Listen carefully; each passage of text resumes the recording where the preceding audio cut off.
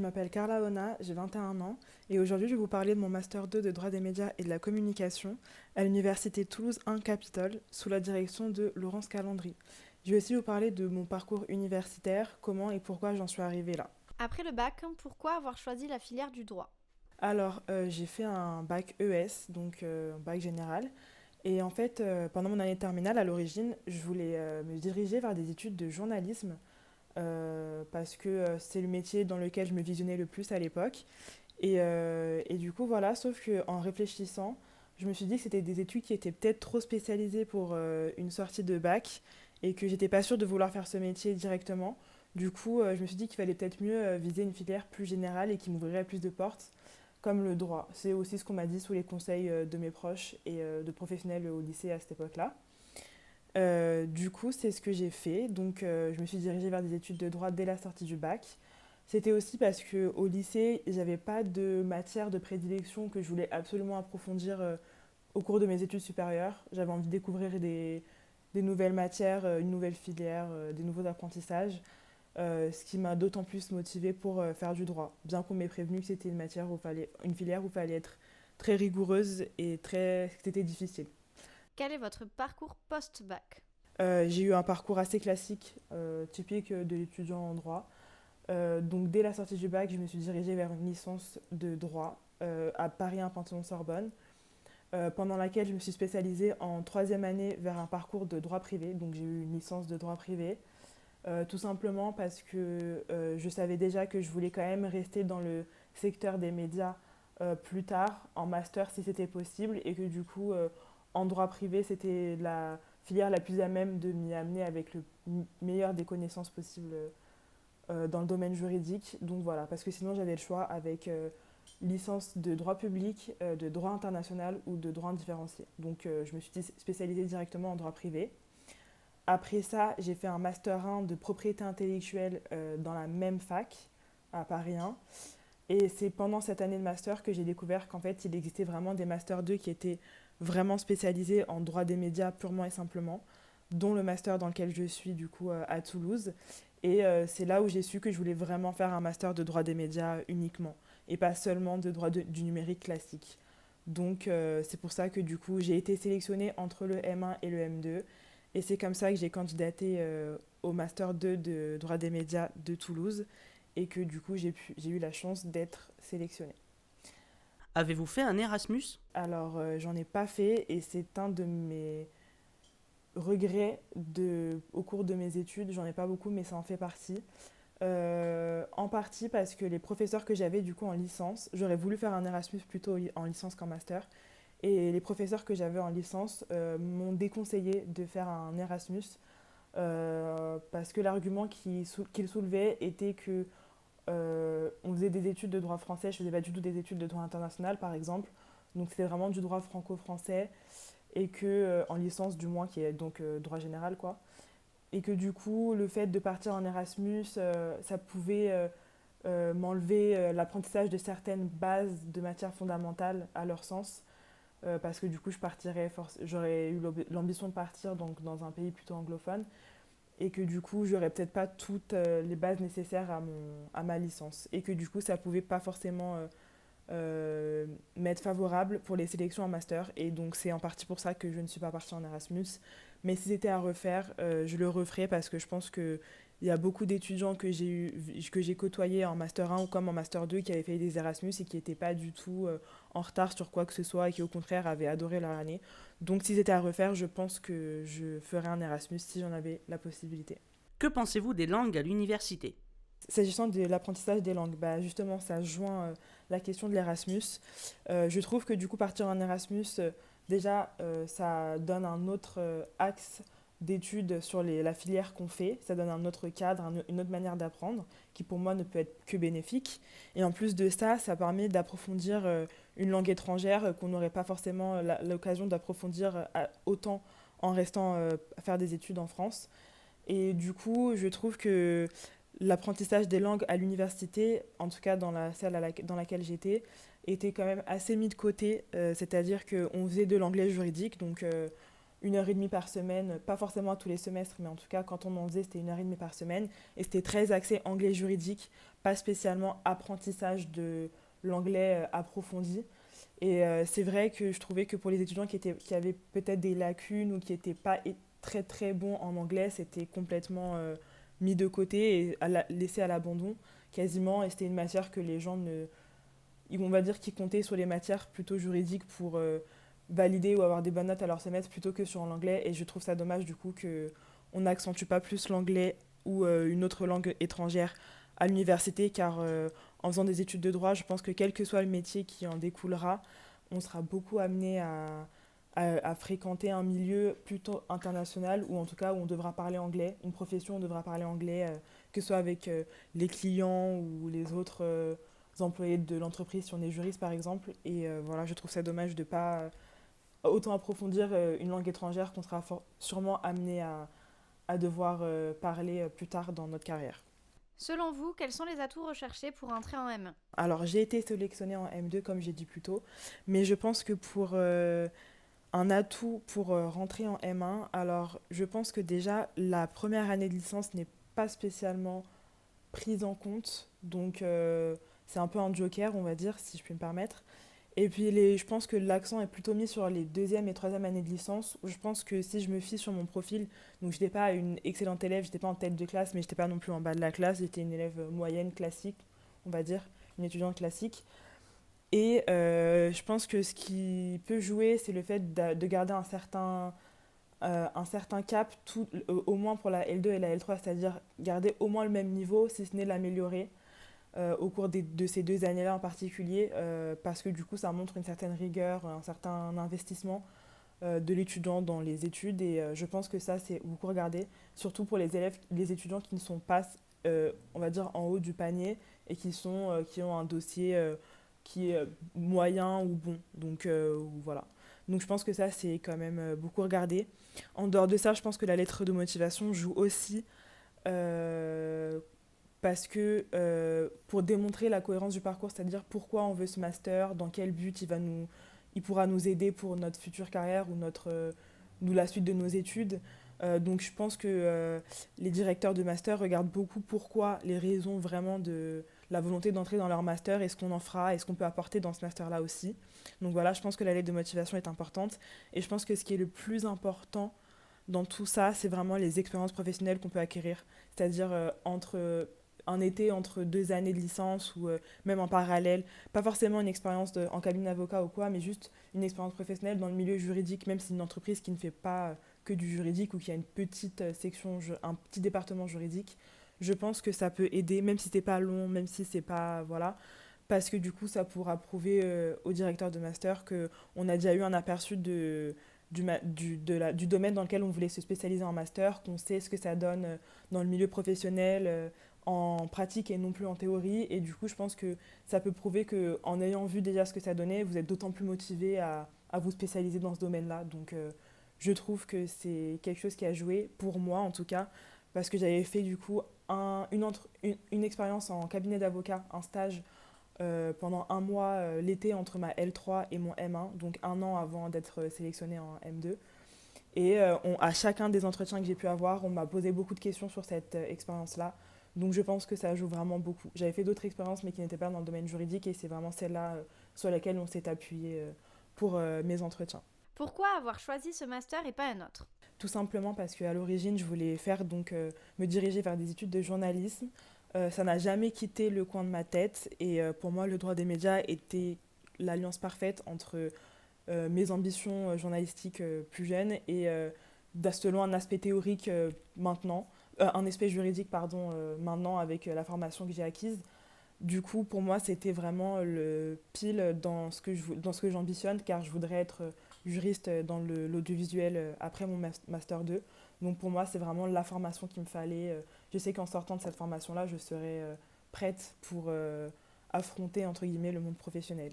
Donc voilà. Et aussi, comme j'ai pas eu l'occasion du coup de partir en Erasmus et de changer de fac de toute ma licence et, avec mon master 1, je voulais aussi un peu, si ce n'est pas changer de pays, au moins changer de ville, découvrir un peu une autre manière d'apprendre, un autre cadre, une autre faculté.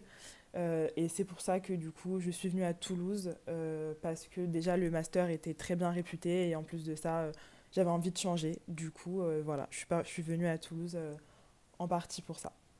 Avez-vous fait partie d'une association étudiante? Alors non, tout simplement parce que au cours de mes études, je me sentais assez débordée par le travail et déjà allier mes études et ma vie personnelle, c'était assez compliqué, ça me prenait beaucoup de temps. Alors je pense que j'aurais pas pu m'investir comme j'aurais voulu dans une association étudiante. Donc non, je n'ai fait partie d'aucune association, à part du coup cette année en M2, donc mieux vaut tard que jamais, dans l'association du M2 Juris Media, dans laquelle je m'occupe des réseaux sociaux et de tout ce qui est communication. Et ça me plaît beaucoup d'ailleurs, donc je suis très contente d'avoir pu au moins faire une expérience associative, même si c'était aussi tard qu'en M2. Avez-vous fait des stages? Du coup, bah oui, j'ai fait un stage entre la L3 et le M1 dans un cabinet d'avocats, pas du tout dans le domaine du droit du numérique ni du droit des médias, mais ça m'a donné un premier avis sur le monde des avocats en particulier.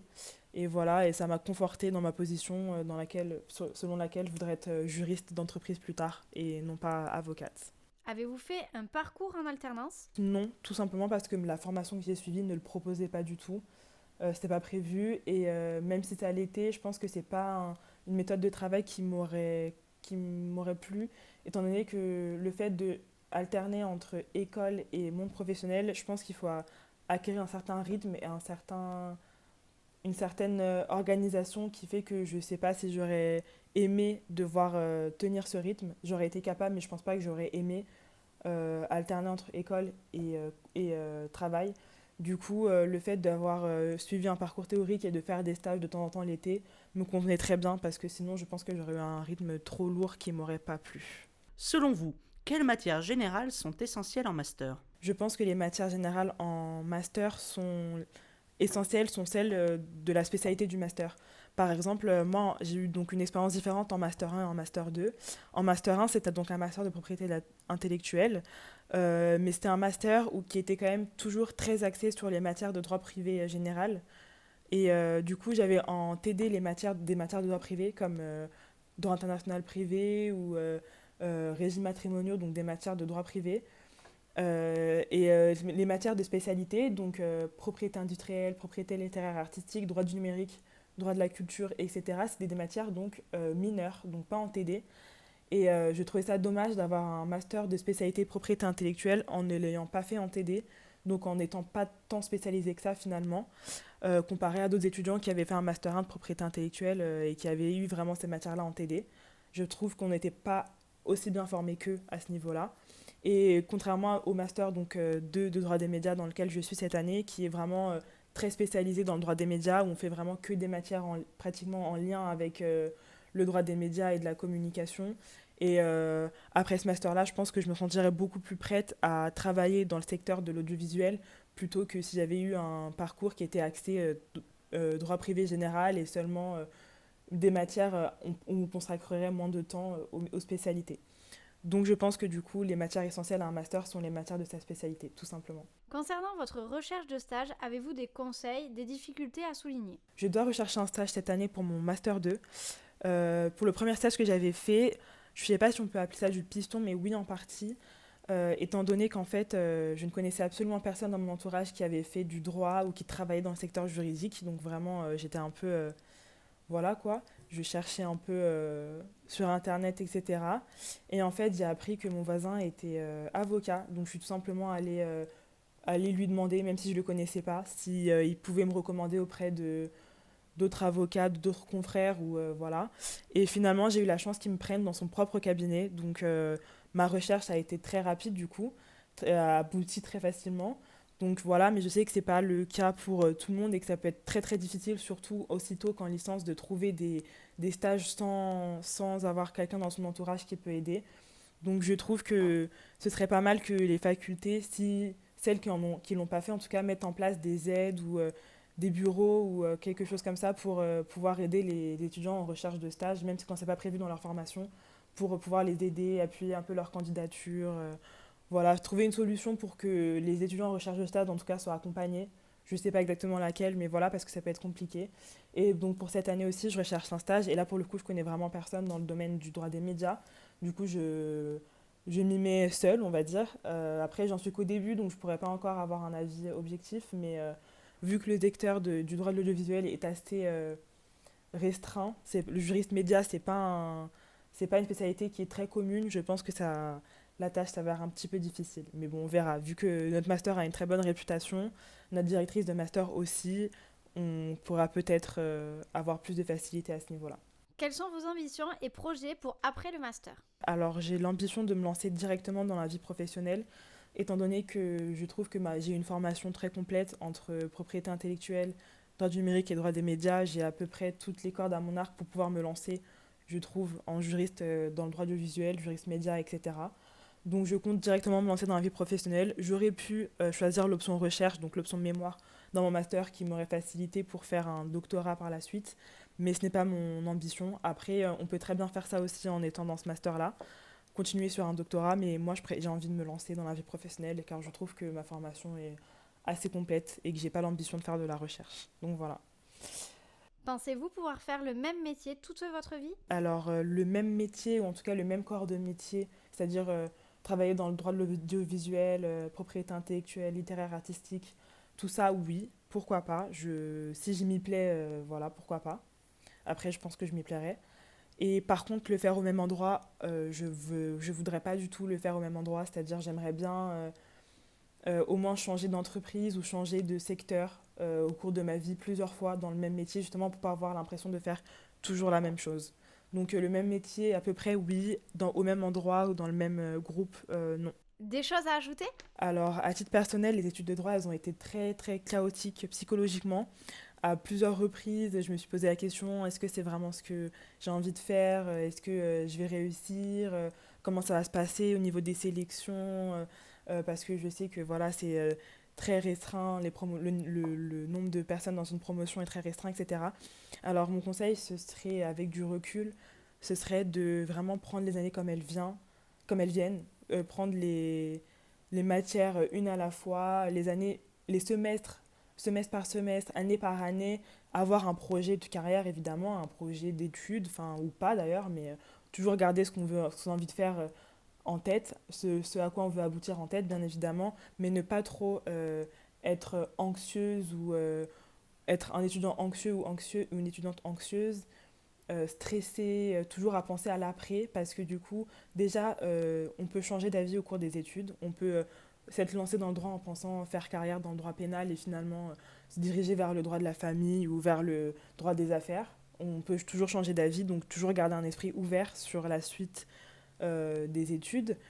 Et puis aussi, ne pas trop penser à l'après parce que du coup, en étant en L1, on ne peut pas déjà savoir comment ça va se passer, on ne peut pas appréhender ce qui va se passer quand on sera examiné en M1 alors qu'on n'a aucune idée de si la filière dans laquelle on est nous plaît, si vraiment on va être fort ou non. Ne pas aussi se parasiter l'esprit avec tous les avis des étudiants qui sont dans des années supérieures ou des gens qui ont des retours à faire sur les études, même s'ils ont été dans la même fac, qu'ils ont eu les mêmes profs et les mêmes matières.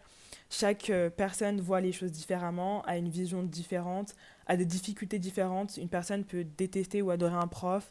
Donc vraiment se faire sa propre vision des choses, ne pas trop se fonder sur les on-dit, sur les rumeurs. Essayer de faire voilà, sa propre idée, ne pas trop écouter ce qu'on dit. Même s'il faut évidemment garder ça dans un coin de la tête, toujours se focaliser sur son propre avis. Et puis si vraiment on se pose vraiment trop de questions, être mal dans sa peau, être mal dans sa tête par rapport aux études, ne pas hésiter à évidemment changer si changer de filière parce qu'au moins on aura eu la certitude en ayant testé qu'on n'était pas fait pour ces études-là. Donc ne pas hésiter à changer, c'est pas du tout quelque chose de mauvais. Ou alors si on a juste des coups de mou, essayer de se dire que de toute façon le lendemain sera toujours meilleur. Tous les étudiants en droit, ou presque, ont vraiment eu beaucoup de remises en question au cours de leurs études, compte tenu de la difficulté, de la formation, même les plus brillants. Donc voilà, ne pas trop se laisser abattre et essayer de voilà, garder un mental parce que c'est vraiment le plus difficile, je pense, au-delà de la difficulté des études. Donc voilà, et surtout garder l'esprit ouvert et ne pas se rabaisser tout seul ou toujours essayer de continuer, persévérer. Voilà, merci beaucoup de m'avoir écouté.